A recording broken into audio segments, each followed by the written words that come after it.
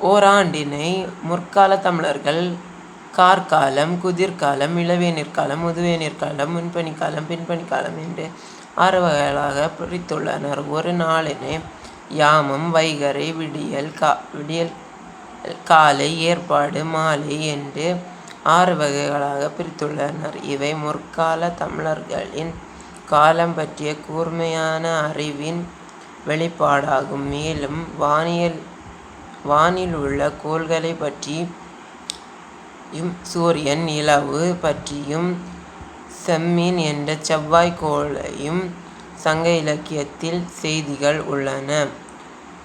உரிய தத்துவம்: நாம் இன்று அமாவாசை, பௌர்ணமி என்று கூறுகிறோம். அவற்றைத் தமிழர்கள் அன்றே வெள்உவா என்றால் பௌர்ணமி என்றும், கார்உவா என்றால் அமாவாசை என்றும் கூறினர். இவையெல்லாம் தமிழர்களின் வானியல் நுட்பத்தினை எடுத்துரைக்கிறது. நிலம் பற்றியும், நீர் பற்றியும், அவற்றின் இன்றியமையாமை பற்றியும் பழந்தமிழர்கள் நூல்கள் குறிப்பிட்டுள்ளனர். நீர், நிலம் இணைந்தே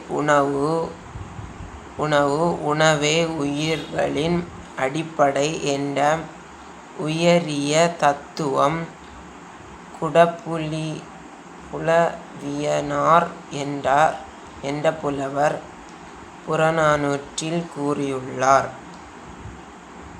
அக்குவம் என்ற சொல் மழை பெய்யும் பொழுது செம்மண் நிலத்தில் விழுகிறது. இவ்வாறு மழைநீர் சிவப்பு நிறத்தைப் பெறுகிறது. அதைப் போல